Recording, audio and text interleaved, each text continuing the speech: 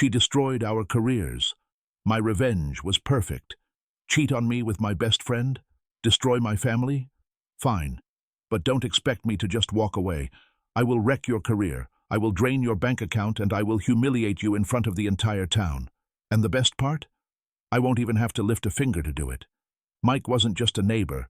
He was the guy I watched football with every Sunday. He was the guy I helped build a deck with. Our wives, Sarah and my ex, were inseparable.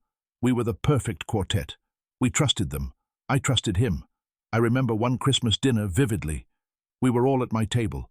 Mike was cracking jokes, eating my food, drinking my wine. My wife was laughing a little too hard at his stories. I caught them glancing at each other across the table, just for a second. At the time, I thought nothing of it. Now, looking back, I realized they were mocking me right in front of my face. The suspicion didn't hit me all at once. It was a slow burn. It started with the phone. My wife, who used to leave her phone on the counter, started taking it everywhere. Bathroom, laundry room, even to check the mail. Then came the therapy sessions. She told me she was working through some childhood trauma. I was supportive. I paid the bills. But then, the mistake. 5 months ago, she left her iPad unlocked on the sofa. I went to move it, and I saw a notification pop up. An email to her therapist. The subject line, Mike joining next session. My blood ran cold. Why would my best friend be going to her therapy?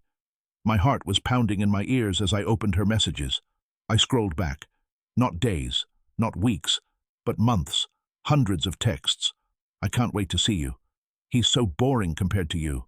I love you. I sat there, reading the details of how they betrayed me while I was at work, while I was sleeping, while I was sitting right next to them. I didn't scream. I didn't break anything. I waited. When she came home that night, I was sitting at the kitchen table. The iPad was right in front of me. She walked in, saw the screen, and her face went pale. "We need to talk," she whispered. I expected an apology. I expected tears. But I got something worse. She got cold. "I love him," she said, looking me dead in the eye. "It just happened. We were going to tell you eventually. We are planning to divorce you and Sarah and move in together."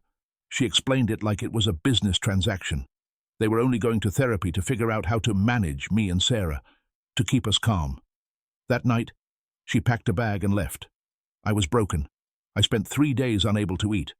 But then, the sadness turned into something else. It turned into cold, hard rage. I realized I had something they didn't. I had leverage. See, Mike had just been elected to the Board of Education. It was his dream. He loved the power, the respect. My wife worked for the school district. She was weeks away from a massive promotion to a director level. Everyone knew the job was hers. But here is the thing. An affair between a board member and a staff employee? That is a massive conflict of interest. It's a political scandal. I had the evidence.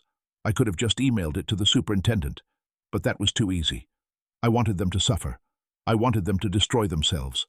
I called my wife a week later. I tried to sound panicked. "Listen," I said. "I found out something bad. I was venting to a friend of mine, Dave. You don't know him well, but he is furious." She asked what I meant. "He knows about you and Mike. He says it's disgusting.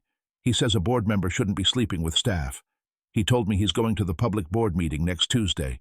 He wants to take the microphone during the public comment section and expose everything." I heard her breath hitch on the phone. "You have to stop him," she cried. "I tried," I lied. "He won't listen to me. He says the town needs to know." The paranoia set in immediately. I knew Mike. He was a coward. The thought of standing on a stage while a stranger listed his sexual affairs to the entire town?